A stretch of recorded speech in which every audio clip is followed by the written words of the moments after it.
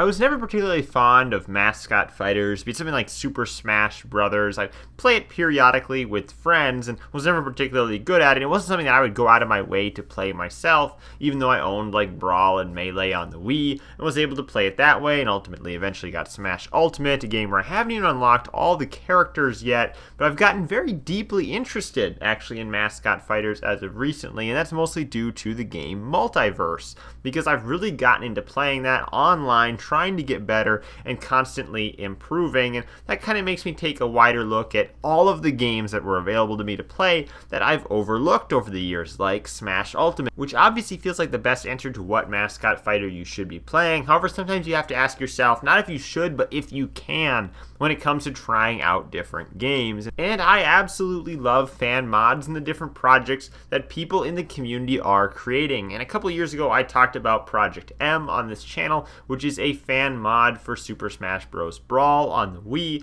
as well as a Mario Kart mod that was also out on the Wii. There is a similar mod out for the Nintendo 64 version of Super Smash Bros., the original Smash Bros., and that's Smash Bros. Remix. This version adds a ton of new characters, a ton of stages that we'll get into, but specifically the reason why I think that this is very appealing isn't because necessarily, Smash 64 is obviously not the best Smash game, even with these enhancements. However, this is a game that's available on a wide array of platforms. We're talking about a Nintendo 64 mod, so it can be ran on a ton of different platforms because a ton of different platforms have Nintendo 64 emulation. Your phone may not be capable of emulating, say, Melee or Brawl because you're not able to emulate, Dolphin, or you might have a handheld console like, say, the PSP or the Vita that isn't able to emulate those higher platforms, but it can emulate the Nintendo 64, and I will say that the Nintendo 64 emulation on the PSP is a bit spotty, but it is functional. So to me, Smash 64 Remix isn't really about having the best possible Smash experience, because again, you'd be better off playing something like Smash Ultimate or playing a mod on a newer system like the Wii and Project M,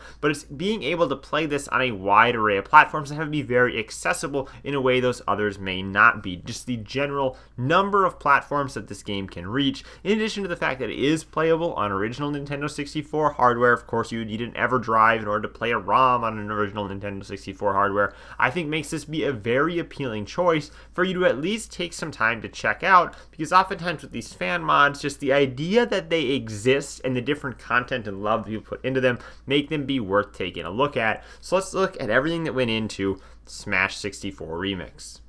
Of course, the first place you have to stop and take a look at is the character selection screen, and Smash 64 only had originally 12 characters. It always surprised me that when you only picked 12 Nintendo characters, that while I know Pokemon was really hot when this game was released, it shocks me that Jigglypuff was ever chosen as a member of the original main cast of characters. Obviously, Pikachu makes a ton of sense. I think Charmander or Charizard would make a ton of sense, but Jigglypuff just always seemed like a weird inclusion to me when you're only talking about 12 Nintendo characters. Then the remix, though, adds 14 new characters. It's more than doubling the roster, and that includes Bowser, which shocks me that he wasn't in the original roster, as well as Dr. Mario, Sheik, Ganondorf, Young Link, Dark Samus, Falco, Wolf, Mewtwo, Lucas, Marth, Wario, Sonic, which is kind of surprising, at least in my opinion, Conquer, and 6 boss characters that include Metal Mario, Giga Bowser, Mad Piano of all things, Giant Donkey Kong, Super Sonic, and Polygon. All of these characters and the original 12 are selectable from the character select screen. There was a period of time in the development of this mod that I read that they would swap characters out for one another. For example, Dr. Mario replaced Mario, thus making the original Mario be unplayable, but that has been fixed, and now you're able to select any of the 12 original characters or 14 new characters in order to play as them. The game packs an insane 79 stages, with only 16 of them being in the original Smash 64, which again gives you an idea of how kind of small the content was in the game's original release, at least compared to what we expected, something like Smash Ultimate today. So there were 16 already in Smash 64. They added 15 from Melee, 8 from Brawl, 2 from Smash 4, which is the Wii U Smash game, and 3 from Smash Ultimate, as well as 35 totally original stages that they didn't take from any other game. Though I will say some of these original stages, like the Green Hill Zone from Sonic, do have counterparts in other games. However, this is its own version, and some of the platforms and whatnot are different.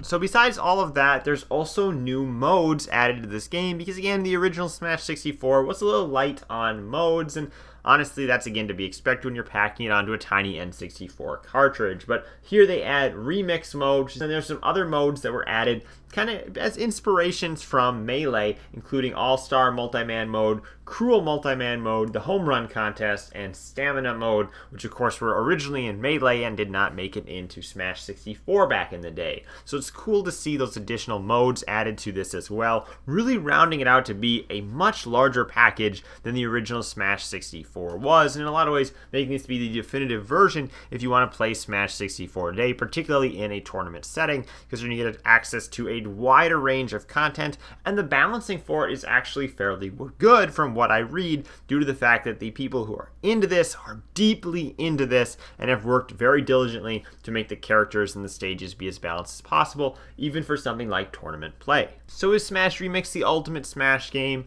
Obviously not. However, it is one worth checking out again because of the wide array of platforms that it's able to run on. So if you're interested in playing a platform fighter and you don't want to just take one from the app stores and be bogged down by microtransactions or something like that, definitely check this one out. It's probably playable on some sort of mobile platform that you have that's capable of emulating the Nintendo 64. So definitely give this a look if you're interested in trying out something that I really think is a fan mod that seems like it was made with a lot of love. Thank you guys for watching. I'm Bailey, and I will see you in the next video.